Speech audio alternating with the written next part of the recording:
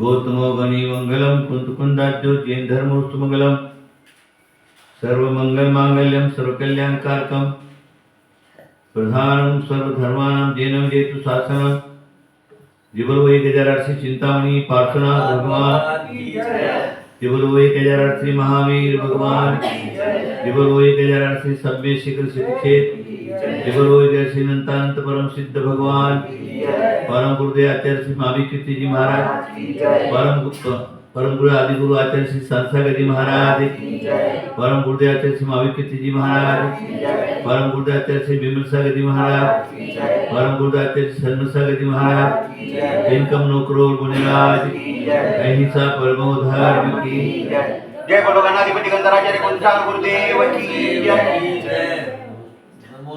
हाँ देखिए आज हमारे श्रद्धेय गुरु आचार्य शांति सागर महाराज दक्षिणी के नाम से प्रसिद्ध उनकी पुण्यतिथि विषय हर साल आता है और हर साल दक्षिण प्रांत में अलग अलग जगह भक्त लोग इकट्ठे होते हैं,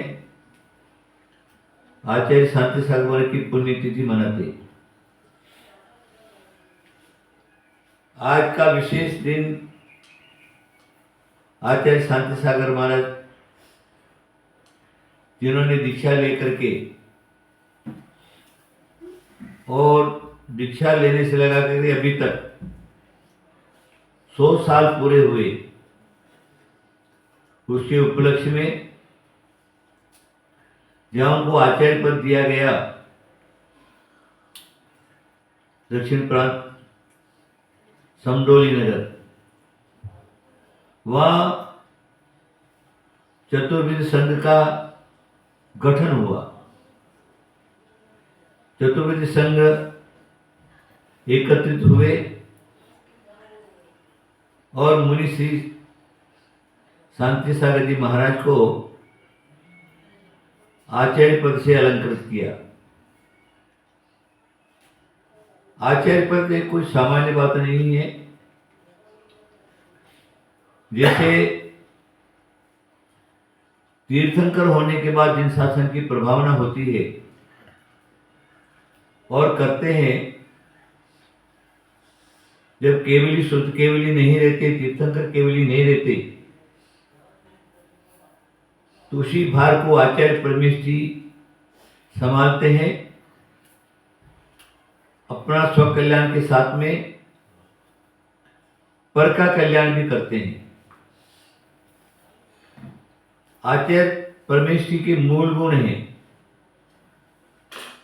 उनका स्व कार्य है स्व कल्याण के साथ में पर कल्याण करना, उपदेश भी देना, समय आने पर आदेश भी देना। मुनि आदि का श्रावक श्राविका चतुर्वेदी संघ, मुनि यति अनगार, इस प्रकार जो आचार्य परमेश जी के अंदर गुण रहते, पंचाचार का पालन करते हुए जन जन को बोध देते हैं, अज्ञानी जनों को मार्ग पर लगाते हैं। चारित्र संयम से हीन जो लोग हैं उनको धर्मोपदेश दे करके मोक्ष मार्ग पर लगा लेते, ये आचार्य परमेश जी का गुण रहता है। अभी आचार्य परमेश जी क्या थे? शांति सागर जी महाराज, उन्होंने कहाँ जन्म लिया, ग्रस्त अवस्था में क्या किया, दीक्षा लेने के बाद क्या क्या किया, वो करीब करीब आज सारे विद्वान वक्ता साधु परमेश जी, आचार्य परमेश जी, सभी लोग अपने अपने उपदेश में आचार्य शांति सागर महाराज का चरित्र उपदेश के रूप में लोगों को बताया होगा। या बता रहे हैं, प्रोग्राम चालू है। जगह जगह आचार्य शांति सागर महाराज उनकी चर्या, आचरण और संयम के रूप में बताया जा रहा है। देखिए, आचार्य शांति सागर महाराज ऐसे समय में संयमी हुए जिस समय दिगंबर परंपरा का उत्तर प्रदेश से तो पूरा तारा ही अस्त हो गया। दिगंबर परंपरा उत्तर प्रदेश में कहीं पर भी चालू नहीं थी और लोगों को दर्शन ही नहीं होते। उसके बाद वो 200-300 काल जो है समय, उस समय में उधर के जो विद्वान लोग थे उन शास्त्र पढ़ते थे। शास्त्र पढ़ने के बाद उनको जो दिगंबर मुनि का स्वरूप उनको पढ़ने को मिलता था, तो उस समय दर्शन ही नहीं हुए। उधर सुनते थे कि भी दक्षिण में कोई साधु है, दिगंबर साधु, तो वहां से पैदल चल करके, गाड़ियों से चल करके, रथों में से चल करके इधर आते, वहां तक उन साधुओं की समाधि हो जाती थी, उनको दर्शन नहीं होते थे, दर्शन का लाभ ही नहीं होता था।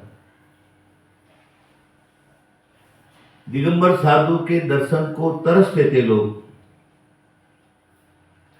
ऐसा निकृष्ट काल था जो दिगंबर परंपरा में दिगंबर मुद्रा धारण करके पृथ्वी पर विहार करना बहुत कठिन हो गया था। इसलिए उत्तर भारत में करीब करीब परंपरा समाप्त। दक्षिण परंपरा में कहीं एका दुक्का साधु संसार शरीर भोगों से विरक्त हुए, तो इधर भट्टारक परंपरा चालू थी। नागनी मठाधीश और कोल्हापुर मठाधीश, ये जिनसेन दोनों परंपरा, लक्ष्मी सेन, वो रहते थे दिगंबर। उनकी चर्या जो है सिर्फ मठों में बिहार, लंबा बिहार उनका नहीं होता था। तो वहां उनसे जाकर के दीक्षा ले लिया या फिर स्वयं दीक्षित हो जाते। ग्राम के पंचों को इकट्ठा किया, केश रोज किया, वस्त्र उतार दिया और समाज के प्रमुख लोग या समाज एकत्रित होकर के उनको पीछे कमंडल दे दिया। पीछे कमंडल धारण करके घोर तपस्या करते, आयु समाप्ति के बाद समाधि मरण करके स्वर्गस्थ हो जाते। इक्का दुक्का कोई दक्षिण में देखा जाता था।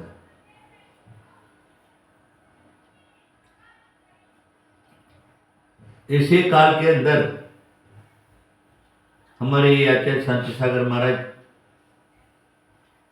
उनका उदय हुआ और उन्होंने ग्रस्त अवस्था में स्वाध्याय जो किया मूलाचार आदि का, तब दिगंबर रूप क्या होता है, दिगंबर चर्या क्या होती है, दिगंबर आचरण क्या होता है, उनका ज्ञान किया उन्होंने। ज्ञान करने के बाद क्षुल्लक दीक्षा ले ली। घर वालों ने बहुत रोका उनको, लेकिन माने नहीं। घर वालों को बिना बोले वहां जाकर के नारियल चढ़ाया और दीक्षित हो गए। इतिहास में पढ़ने को मिलता है सिद्धप्पा और देवेंद्र कीर्ति, एक से क्षुल्लक दीक्षा लिया और एक से मुनि दीक्षा ले ली। मुनि बनने के बाद जो दिगंबर साधु में शिथिलता थी, इधर दिगंबर साधु बन के बाद उनके पास कुछ शिथिलाचार थे। मंदिर में नग्न रहना, कपड़े लपेट करके आहार के लिए श्रावक के घर जाना, वहां जाकर के कपड़े उतार करके फिर आहार कर लेना। उसके बाद 1.25 रुपया नारियल भेंट में लेना, फिर मंदिर में आना। इस प्रकार की कुछ कुछ चर्या जो है, जिनको ज्ञान नहीं होने से, स्वाध्याय नहीं होने से ऐसी शिथिलता थी, क्योंकि दिगंबर साधु का विहार नहीं होता था।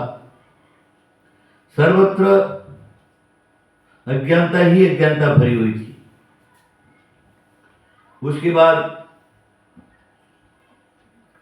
पंडित पहले एक घर में जाकर के निर्णय कर लेता, महाराज का आहार आज तुम्हारे घर पर है।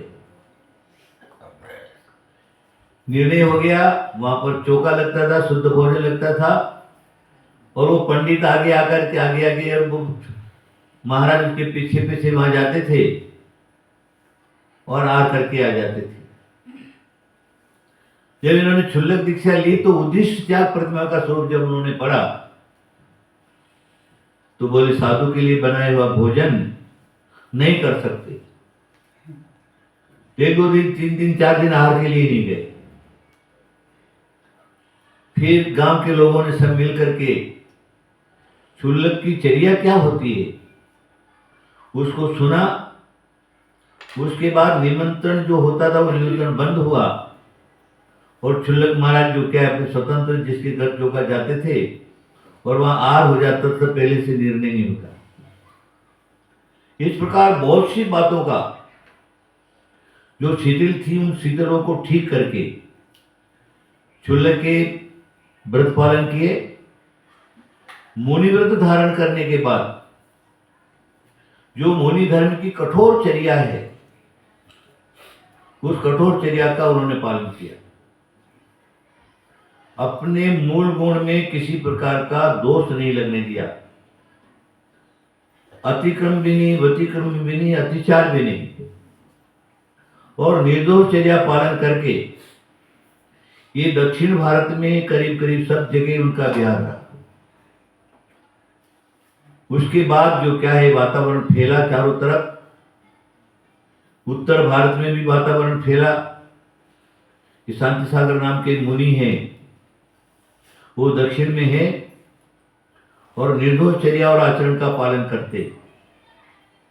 तो लोग उनकी दर्शन के लिए लालयित होकर के, और जहाँ शांति सागर महाराज विराजमान रहते थे वहां जाते थे, दर्शन करते थे सारा सारा। बहुत से लोगों की मान्यता थी पंचम काल में मुनि नहीं होते। इस प्रकार के कुछ लोग जो हैं, मुनि सामने पड़ने पर भी उनको नमस्ते झुकते वगैरह नहीं थे, ऐसे आकर के बैठ जाते, उठपटांग प्रश्न करते। तो भी आचार्य शांति सागर महाराज जो है वो गंभीर, शांत, समता और क्षमा का पालन करते हुए उसके प्रश्नों का उत्तर देते, और उसका समाधान होता था तो उनके चरणों में पड़ जाता। सर्वप्रथम आचार्य शांति सागर महाराज के से दीक्षित दक्षिण प्रांत के नांदगांव के 2 व्यक्ति जैन महाराज के चरणों में आए और उनसे दीक्षित हुए। उनका नाम रखा मुनि श्री वीर सागर जी और चंद्र सागर जी। वहां से दीक्षा होना चालू हुई। उसके बाद धीरे धीरे धीरे धीरे लोग आकर के प्रभावित होते रहे और आचार्य श्री से दीक्षित होते रहे। समडोली में आचार्य पद दिया गया, संघ निर्माण हुआ। अब उत्तर भारत के जो लोग हैं उनके मन में ये रहा कि उत्तर भारत में मुनियों के दर्शन का अभाव है, दर्शन नहीं होता, क्यों नहीं इनका विहार सर्वत्र हो।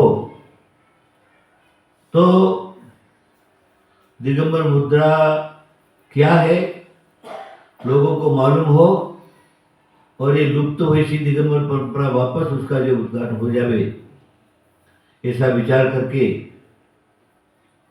बम्बे के श्रीमान सेठ घासीराम जी, मोतीलाल जी आदि आदि भाई लोग थे, जवाहरात का काम करते थे। उन्होंने आचार्य श्री के चरणों में नारियल चढ़ाया कि आपका हम शिखर जी बिहार के लिए संग उठाएंगे, शिखर जी की यात्रा के लिए आपको चलना है।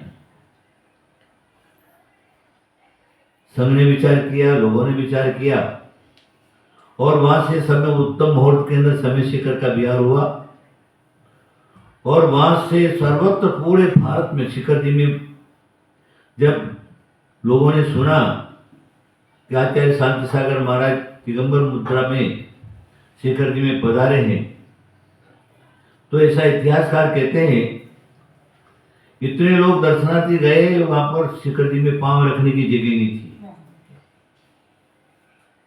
और एक पंच कल्याणक हुआ, बहुत बड़ी भारी जन शासन की प्रभावना हुई। उसके बाद फिर मध्य प्रदेश में बुंदेलखंड में बिहार हुआ, उसके बाद उत्तर प्रदेश में बिहार हुआ, दिल्ली आदि बिहार हुआ और जहां जहां पर भी मान्यता थी दिगंबर साधु नहीं होते, क्योंकि पंडित मार्ग उस समय था। बड़े बड़े विद्वान, शास्त्री, न्यायाचार्य, इस प्रकार के विद्वान लोग थे। विद्वत परिषद के लोग भी थे और शास्त्री परिषद के लोग भी थे। एक मुनि धर्म का विरोध करने वाले, मुनि धर्म का समर्थन करने वाले। ऐसे काल में भी आचार्य शांति सागर महाराज की मुद्रा को लेकर के, उनका आचरण को लेकर के, उनके चारित्र को देख करके, निर्दोष चर्या देकर के उनके चरणों में झुक गए। कुछ कुछ पंडित लोग, परीक्षक लोग थे, परीक्षा करते थे। परीक्षा करने के बाद भी आचार्य शांति सागर महाराज, उनके संघर्ष जो मुनि हैं, वो परीक्षा में सारे के सारे पास हुए। फिर उन्होंने सोचा कि जैसे शास्त्र में लिखा हुआ है वैसे कि वैसे इनकी चर्या और आचरण मिलता है। वो सारे के सारे उनके चरणों में नतमस्तक हुए और वो भी शांति सागर महाराज की भक्ति में लीन हुए और उनका साथ दिए। अभी हमें ये सोचना है कि आचार्य शांति सागर महाराज की जो चर्या है, आचरण है, वो कैसा था। क्या अकेला मुनि धर्म को ही पालन करके बताते थे क्या? नहीं, मुनि धर्म का उपदेश तो करते ही थे, उसके साथ श्रावक क्या है, ग्रस्त, सदग्रस्त और श्रावक,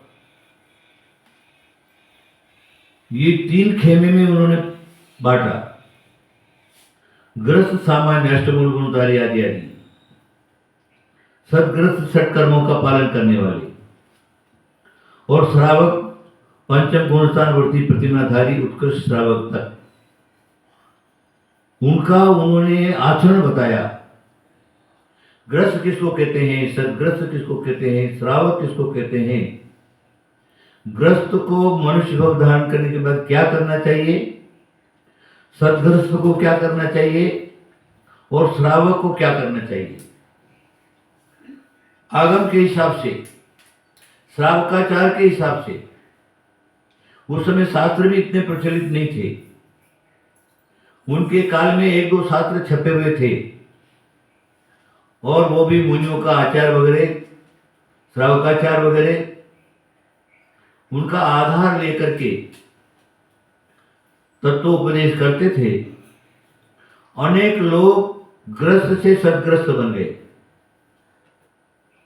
फिर साधु की चर्या क्या है, उनकी नवदा भक्ति कैसे करना है, दाता के 7 गुण कौन से हैं, उसके लिए आगम क्या कहता है। 32 अंतराय है, 16 दोष उद्गम दोष, 16 उत्पादन दोष। उद्गम दोष क्या है, उत्पादन दोष क्या है। श्राप का सिद्ध जो उद्गम दोष है उनको लोगों को बताया। उत्पादन दोष श्राप का साधु के आश्रित है, उनको भी लोगों को बताया। जब सबको जानकारी मिली तो श्रावकों के अंदर जो मुनि पद धारण नहीं कर सकते थे, ऐसे जो ग्रस्त हैं, उन्होंने सदग्रस्त अवस्था धारण की। उसके बाद मुनि का आहार हमारे घर में होना चाहिए। जिधर भी संत जाता था, चौके वालों की लाइन लग जाती थी और उनके अंदर दाता के सप्तगुण नवदा भक्ति पूर्वक वे महामुनियों का आहार होता था और लोग अपने को धन्य मानते थे। जिस घर में आचार्य श्रीवांग संगस्थ जो साधुगण थे, निगम साधु, जिस घर में आहार हो जाता था, वो अपने आप को धन्य मानता था, जीवन सफल मानता था और वो अपने अंदर उनकी एक धारणा बनती थी, अब हमें मोक्ष जाने का सर्टिफिकेट मिल गया है। क्योंकि जिनके दर्शन दुर्लभ थे, दर्शन के साथ में धर्मोपदेश और धर्मोपदेश के साथ में हमारे घर पर ऐसे मुनियों के चरण पड़ गए और आहार हो गया। मेरा जीवन धन्य हो गया, मेरा परिवार धन्य हो गया, मेरा घर धन्य हो गया। रहनसार में लिखा है, जो मुनि भक्त विशेषम भूंजिए से भूंजिए जिन्हें रिठम संसार सार सोकम कमसो निवान वर सोकम, ऐसा रहनसार करने का है। जो मुनि भक्त विशेषम भूंजिए सो भूंजे जिन्हों रिठम, जिस घर के अंदर मुनि ने आहार कर लिया, शेष बचा हुआ आहार जो है, उस आहार को जो खाता है, संसार सार सौख्यम कमसो निवान, संसार सुख प्राप्त करके क्रम से निर्वाण पद को प्राप्त कर लेता है। ऐसा रहनसार का जो आगम है, उसमें रहनसारकार ने लिखा है। तो इसी प्रकार मानते थे लोग। अब हम ये सोचें कि शांति सागर महाराज और आगम वो क्या कहता है। आगम से अलग शांति सागर नहीं थे और शांति सागर से अलग आगम नहीं था, क्योंकि उन्होंने जीवन में उसको पढ़ा भी, ज्ञान भी किया, स्वयं मुनि धर्म का आचरण किया, लोगों को बताया। और गृहस्थ धर्म क्या है, श्रावकाचार क्या है, उसका उपदेश लोगों को करके मोक्ष मार्ग पर लगाया। श्रावक में ये बात ध्यान में रखिए, ग्रस्त हो गया, ग्रस्त होने के बाद ग्रस्तावस्था में जो कमाई हुई जो पाप है, पंच सुना आदि पाप, उनका निवारण के लिए अगर ग्रस्त के लिए कोई मार्ग है तो वो मार्ग आहार दान, औषध दान, शास्त्र दान, अभय दान है। आहार दान है, और वो आहार दान कैसे किया जाता है, उसका मार्ग उन्होंने खोल खोल करके बताया, लोगों को बताया। दानम पूजा मुखम, दान और पूजा ये श्रावक का मूल कर्तव्य होता है। दान कैसे करना वो बताया, और जिनेंद्र भगवान की पूजा अर्चना कैसे होती वो बताया। आगम के अनुसार जो वर्तमान में श्रावकाचार जितने मिलते हैं, चाहे वो रत्नगण श्रावकाचार्य हो, अमित गति श्रावकाचार हो, पूज्यपात श्रावकाचार हो, सोमदेव सूरी का, रविसेन का श्रावकाचार हो, कुंदकुंद का श्रावकाचार हो, आदि अमित गति स्वामी का श्रावकाचार हो, इंद्र नदी श्रावकाचार हो, इस प्रकार जो श्रावकाचार के आगम ग्रंथ हैं, उन आगम ग्रंथों का प्रमाण दे करके और लोगों को उस मार्ग पर लगाया। जिनेंद्र भगवान की पूजा के अंदर पूजा का द्रव्य कैसा होना, जिनेंद्र भगवान के अभिषेक के लिए द्रव्य कैसा होना, वो मार्ग उन्होंने खोल खोल करके बताया। और जिनेंद्र भगवान का जो अभिषेक है, पंचामृत अभिषेक की विधि बताई। उस समय स्वयं उनके संग में भी जिनेंद्र भगवान की मूर्ति साथ में, बिहार करके आने के बाद जिनेंद्र भगवान का पंचामृत अभिषेक होने के बाद शुद्धि करके और आहारचर्या के लिए निकलना, ये प्रतिदिन का उनका क्रम था। वर्तमान के कुछ साधु मूंड फिरे साधु लोग हैं, कुछ भी बोलते, कुछ भी आचरण, कुछ भी चर्या। लेकिन संत सागर महाराज के संघ के अंदर भी वो चर्या चालू थी। उसी चर्या को उनके जो परंपरा में जो साधु लोग थे, उन सभी साधुओं ने वही परंपरा निभाई। आचार्य वीरसागर महाराज के संग में भी संगत ब्रह्मचारी और ब्रह्मचारियां जिनेंद्र भगवान का पंचामृत अभिषेक करते थे, और उसके बाद ही भोजनचर्या और आहारचर्या होती थी। आचार्य वीरसागर जी समझ लो, आचार्य शिव सागर जी महाराज समझ लो, आचार्य धर्म सागर जी महाराज समझ लो, आचार्य अजय सागर महाराज समझ लो, चाहे आचार्य जो अभिनंदन सागर महाराज समझ लो, चाहे वर्धमान सागर जी समझ लो, अभी वो परंपरा अभी तक चालू है। जिनके संघों में मूर्तियां हैं जिनेंद्र भगवान की, और जिनेंद्र भगवान की मूर्तियों का प्रतिदिन पंचामृत अभिषेक होता है। और पंचामृत अभिषेक होने के बाद ही आहार के लिए उठते। उसमें खाली अकेले ब्रह्मचारी अभिषेक नहीं करते, उनके संग से जो ब्रह्मचारियां थी, वो भी ब्रह्मचारी और ब्रह्मचारियां मिलकर के जिनेंद्र भगवान का पंचामृत अभिषेक करते। जिन्होंने पंचामृत अभिषेक किया है, तो पंचामृत अभिषेक से सिद्ध होता है सदग्रस्त को पंचामृत अभिषेक तो करना ही, लेकिन पंचामृत अभिषेक करने के पहले जो आद्य विधि है, आद्य विधि के अंदर सर्व इंद्र प्रतिष्ठा में अभिषेक करने वाला अपने इंद्र इंद्राणी दोनों साथ में मिलकर के पति पत्नी दोनों अपने इंद्र इंद्राणी की स्थापना करते।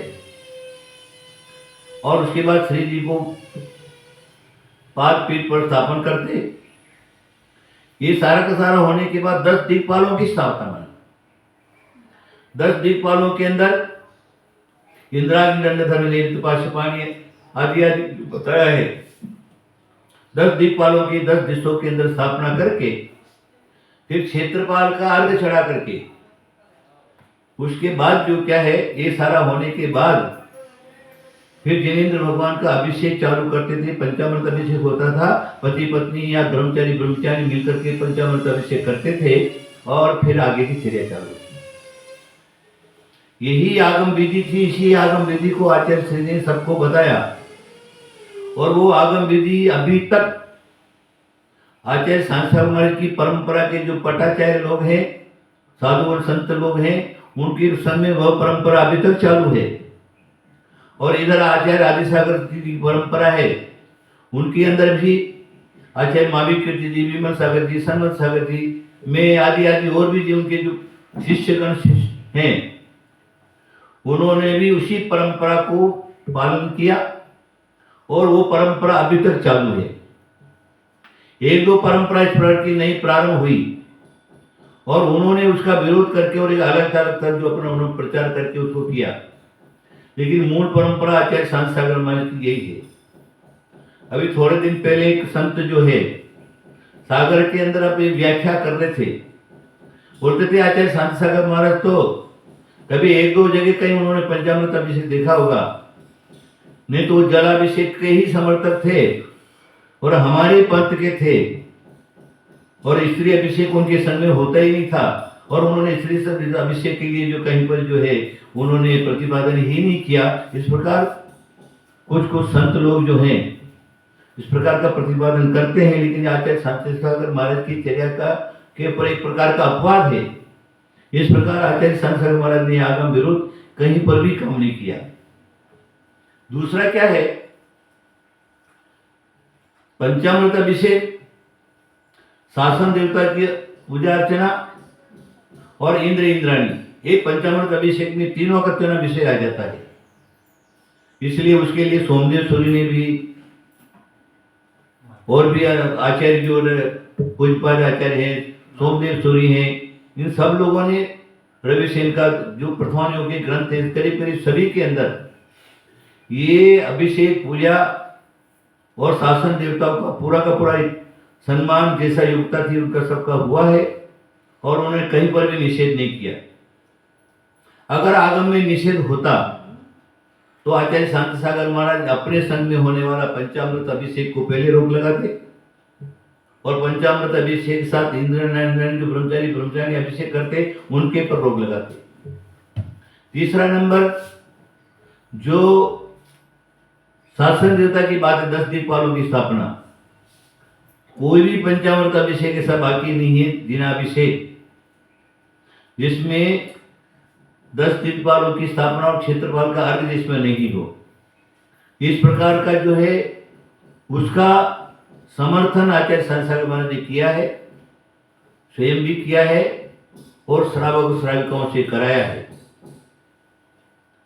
अब देखो, आचार्य शांति सागर महाराज का जो जन्म क्षेत्र है वो दक्षिण प्रांत है। दक्षिण प्रांत में सांगली जिला, कोल्हापुर जिला और बेलगाम जिला, ये तीनों जिला ऐसे हैं जो जैनियों से भरा पड़ा है पूरा का पूरा। एक एक गांव में 1000 700 800 घर चतुर्थ और पंचम जाति के इधर श्रावक लोग हैं, उनके हैं और सब किसान वर्ग हैं। कुछ सालों पहले तो क्योंकि किसान वर्ग है, प्रातःकाल होते ही अपने खेत पर किसानगिरी करने के लिए चले जाते थे, इसलिए श्रावक लोग रात्रि में इकट्ठा होकर के और पंचामृत अभिषेक, जिनेन्द्र भगवान का पंचामृत अभिषेक देखते थे। ग्राम के लोग आकर के, ये कुछ दिन दक्षिण प्रांत का इतिहास है, रात्रि पूजा अवश्य होती थी क्योंकि दिन में उनको टाइम नहीं मिलता था। एक तो दक्षिण प्रांत की ये परंपरा। दूसरा क्या है, यहाँ पर जिनेन्द्र भगवान का जो पूजा आराधना है वो सारी की सारी आगमानुसार है, आगम के विरुद्ध में कहीं पर भी नहीं है। सर्वप्रथम हमें ये देखना है कि गृहस्थ जो जन्म लेता है बच्चा, गर्भ में आने से लगा के मृत्यु तक जो श्रावक की 53 क्रिया या 16 संस्कार हैं, वो 16 संस्कार अगर होते थे तो ये दक्षिण प्रांत में प्रत्येक श्रावक और श्राविका के अंदर होते थे और इधर के पंडित, विद्वान और भट्टारक लोग मिलकर के और ये संस्कार प्रति के ऊपर करते। तीसरा नंबर क्या है कि जो गर्भ संस्कार वगैरह हैं, जन्म संस्कार हैं, नामकरण विधि है, इस प्रकार की जो भी विधियां हैं तो श्रावक अपने घर से सारा का सारा जो पूजा विधि का जो सामान है वो लेकर के जिन मंदिर जाते थे। जिन मंदिर में जाकर के सर्वप्रथम जिनेन्द्र भगवान का पंचामृत अभिषेक होता था। पंचामृत अभिषेक होने के बाद पूजा होती थी। पूजा होने के बाद पद्मावती या चक्रेश्वरी या अंबिका, जिस मंदिर में जो शासन देवता विराजमान है, उनका जो है ओटी भरने का काम, प्रत्येक घर वाला प्रत्येक क्रिया में ओटी भरने का काम होता था और वो अभी भी होता है। अभी बहुत से गांवों में कुछ लोग उत्तर बार से आकर के फूट डाल करके लोगों के दिमाग में शासन देवता के विरुद्ध में गुस्सा भर दिया उनका, इसलिए कुछ लोगों ने छोड़ दिया है, लेकिन वो विधि अभी तक चालू है और अभी तक लोग करते हैं और ठेठ से करते आए। वो जिनेन्द्र भगवान की आराधना, पूजा अर्चना, शासन देवता की ओटी भरना और घर का पाया भरनी, भूमि पूजा और उसके बाद गृह प्रवेश, इनके अंदर वास्तु विधान होता था और उन वास्तु विधानों के अंदर मंदिर से जिनेंद्र भगवान की प्रतिमा गृहस्थ के घर में ले जाई जाती थी, अभी भी ले जाते। शासन देवता की मूर्ति मंदिर से घर में ले जाए जाते थे और अभी भी ले जाते कुछ लोग नहीं ले जाते। और वहां पर पति और पत्नी दोनों मिलकर के जिनेंद्र भगवान का पंचामृत अभिषेक करते। पंचामृत अभिषेक होने के बाद देवी की ओटी भरनी करते और उसके बाद वास्तु विधान जो भी करना है, आगे क्रिया सारी की सारी की जाती थी और वो अभी भी होता है। अगर इन सब बातों का कुछ आगम के विरोध होता तो आचार्य शांति सागर महाराज तो स्वयं उन्हीं का ही साम्राज्य था, फिर उन्होंने उसका क्यों नहीं विरोध किया, वो उस प्रचार को क्यों नहीं रोका। इसका मतलब क्या कि आगमानुसार सारी क्रियाएं हैं और होती थी। जो इधर से जाकर के उत्तर भारत में नए पंथ को स्वीकार करके और पंथ का प्रचार करके चारों तरफ जो क्या है उस पंथ का प्रचार करके और समाज दिगंबर जैन समाज में फूट डालने का काम किया और दो टुकड़े कर दिए। उनके घर में स्वयं उनके घर के अंदर अगर आप इतिहास उठा करके देखेंगे, गर्भान्वय क्रिया से लगा करके जन्म और जन्म के बाद नामकरण के बाद लिपि क्रियाएं, इस प्रकार की जो भी क्रिया होती थी, उनके घर के जो पति पत्नी हैं वो भी, उनके माता पिता वो भी मंदिर में जाकर के पंचामृत अभिषेक करके या दे करके फिर देवी की ओटी भर के और फिर आगे की क्रियाएं जो है उन्होंने की है। वैसे उत्कृष्ट परंपरा से निकल करके उत्तर भारत में जाकर के न जाने किसकी बातों में आकर के और एक नए पंथ का जो क्या पंडितों के द्वारा चलाया हुआ पंथ, उस पंथ को हाथ में लेकर के प्रचार करके अपनी ख्याति पूजा लाभ प्रतिष्ठा के अंदर प्रतिष्ठित होकर के और दिगंबर जैन समाज में दो टुकड़े कर लिए और वो अभी भी जोर शोर से चल रहे। मेरा सिर्फ आप सब लोगों को यही कहना है कि आगम और साधुचर्या ये दोनों अगर कहीं था तो आचार्य शांति महाराज के जीवन में था और उन्होंने उसी परंपरा को पालन किया है, आगम परंपरा को पालन किया है, आगमानुसार अपनी चर्या बनाई है और आगम के अनुसार ही जो श्रावक धर्म है, षटदेव पूजा, गुरुपाठ, स्वाध्याय, सेवत, उदाहरण, चेतिकस्थानाम, षट कर्माणि दिने दिने, ये 6 कर्म का जो उपदेश है वो आचार्य शांति सागर महाराज और उनकी परंपरा में जो रहने वाले साधु लोग, मुनि आरिका चतुर्विधि संघ, सभी उसी परंपरा को उन्होंने पालन किया है। वो किसी तेरापंथी परंपरा के, आचार्य शांति की परंपरा में कोई भी तेरापंथी प्रचार करने वाला कोई भी साधु नहीं था। सभी लोग अभी तो उसी प्रकार का है, उसी में से फूट करके एक आधा साधु इधर उधर गया और उस पंथ को हाथ में लेकर के और पंथ का प्रचार प्रसार उन्होंने किया है। लेकिन बाकी जो मूल पटाधीशियों की जो परंपरा है, उस परंपरा में किसी ने भी आगम के विरोध में अपनी चर्या नहीं बनाई। सभी में पंचामृत भी होता था, दिग्गज वालों की पूजा वगैरह होती थी और पति पत्नी ब्रह्मचारियां अभिषेक करते थे। कहीं कहीं पर एक आधे पंडित, किसने वो साधु का कहना था, वो वंशीधर पंडित कोई है, उसने प्रवचन में बताया होगा शांति सागर महाराज जो कहे वो स्त्री अभिषेक के विरोध में थे, उन्होंने ये किया वो क्या मुक्त हो, लेकिन ऐसा नहीं है। वो उसी परंपरा के हो गए, कहीं पर जो है उन्होंने लिख दिया होगा अपने लेख में। इसका मतलब पंडित का लेख कोई सच्चा नहीं होता। सच्चाई यही है कि आचार्य शांति सागर महाराज जो है उन्होंने दिगंबर परंपरा का एक विशेष कार्य किया है, दिगंबर परंपरा को स्थिर रखा है। दिगंबर परंपरा अगर जिंदी है तो आचार्य शांति सागर महाराज, उनकी परंपरा में होने वाले बड़े बड़े आचार्य, आदि सागर महाराज की परंपरा में आचार्य मावी कीर्ति जी, विमल सागर जी आदि, इन लोगों ने भी खूब दिगंबर मुद्रा का प्रचार करके प्रसार करके आगमानुसार अपनी चर्या, अपना आचरण जो क्या है उन्होंने किया है। इसलिए जो भी साधु इस प्रकार का अपवाद करते हैं, लोग उसके प्रकार का अपवाद करके और आचार्य शांति सागर महाराज का जो क्या है चर्या अपनी झूठी परंपरा की तरफ खींच करके उसको सिद्धि करना चाहते हैं। इसलिए हमारा समाज, हम उनकी बातों पर विश्वास नहीं करेंगे। इसलिए ऐसे संतों को भी मेरे को कहना है, आपको नहीं करना है मत करो, लेकिन दूसरा करता है उसको पाप मत मानो, उसको मिथ्या दृष्टि मत करो कहो, उसको अज्ञानी मत कहो।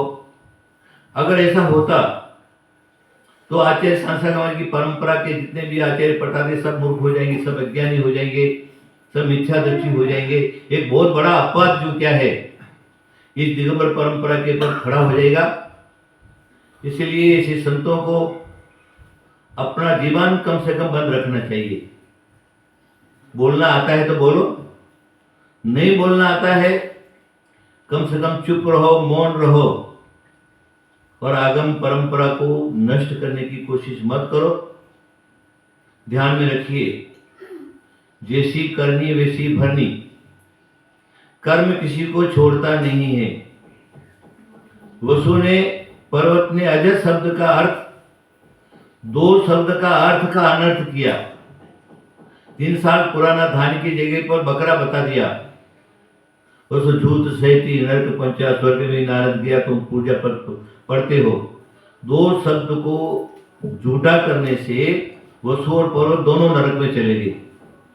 आप तो सारा का सारा आगम को ही झूठा कर रहे। आगम के अनुसार चर्या पालन करने वाले को उनको झूठा और मिथ्या दृष्टि कह रहे, उनको अज्ञानी कह रहे। और वो भी आचार्य सांसागमन श्री के महापुरुष, आचार्य महावीर कीर्ति जी महाराज के महापुरुष, इस प्रकार के जो लोग हैं जो तपस्या करके, जिन्होंने दिगंबर परंपरा के मार्ग को चलाने के लिए कठोर परिश्रम किया है, उत्सर्ग सहन किए हैं, ऐसे तपस्वी और ज्ञानियों को अगर आप उनको झूठा और उनके ऊपर अपवाद लगाते हैं तो अच्छी बात नहीं है।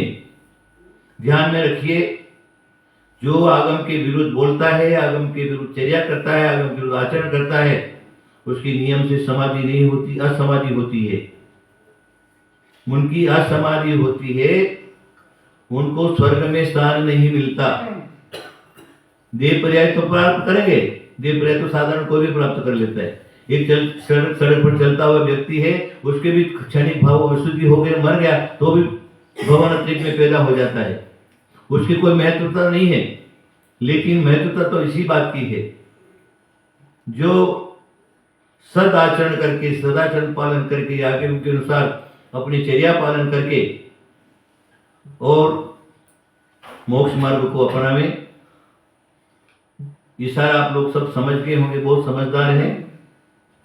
और मेरी ये बात चाहे तो आप सर्वत्र सब जगह फैला सकते। कुछ सागर क्या बोल रहा था, हमें किसी की निंदा नहीं करना है, लेकिन हम तो नहीं करते। लेकिन आप तो अपने मुंह पर लगाम लगाइए, आप तो चाहे जैसा बोल सकते, और हम बोले तो बोले आप साधुओं की निंदा कर रहे, आदि आदि कर रहे। ऐसा नहीं होता। सत प्रचार के लिए, आगम की बात को कहने के लिए, जितना झूठ प्रचार करने के लिए आपको अधिकार है, उतना सच्ची बात बोलने का भी हमको अधिकार है। हमको कोई नहीं रोक सकता। हम भी उस बात को बोल सकते हैं, समाज के सामने रख सकते हैं। इसलिए झूठ तो झूठ होता है और सही सही होता है। वर्तमान में सब लोग आप इशारे से समझते हैं। इशारा जो है, समझदार को इशारा काफी होता है। इसलिए जो विरोधी जन है उनको भी उनको भगवान सद्बुद्धि देवे। और ये आचार्य शांति सागर की पुण्यतिथि जो आज हम लोग मना रहे हैं, उसके रूप में सबको सद्बुद्धि आए। दिगंबर समाज सब एक मिल जा करके और एक ही मंदिर में, जिसको जल चढ़ाना जिसको जल चढ़ाओ, और जिसको दूध चढ़ाना उसको दूध चढ़ाओ। एक बैठ करके जिनेन्द्र भगवान का शासन, जैसे समूह शरण में सभी जीव एक ही विचार करके बैठ करके भगवान की वाणी सुनते, आचरण करते, चार्य पालन करते, उसी प्रकार दिगंबर जैन समाज में भी एक मंदिर में बैठ करके और सभी लोग जिन धर्म का पालन करें, ऐसी मेरी मंगल भावना है। और ऐसे महापुरुष के चरणों में हम श्रद्धांजलि के रूप में उनका क्या कह सकते हैं, उनका ऋण कभी नहीं चुका सकते। श्री महापुरुषों के चरणों में मेरा त्रिकाल नमोस्तु नमोस्तु नमोस्तु। हम सब यही कामना करेंगे, जिनेंद्र भगवान के द्वारा बताया हुआ जो जिन मार्ग है, उस जिन मार्ग से कभी भी हमारी बुद्धि विपरीत न हो, सम्यक मार्ग मिले, परंपरा से मोक्ष की प्राप्ति हो, ऐसी भावना पाते हुए आचार्य संसागर महाराज की जय। परम पूज्य कारक गौरव गणाधिपति गंधराचार्य संत सागर की जय।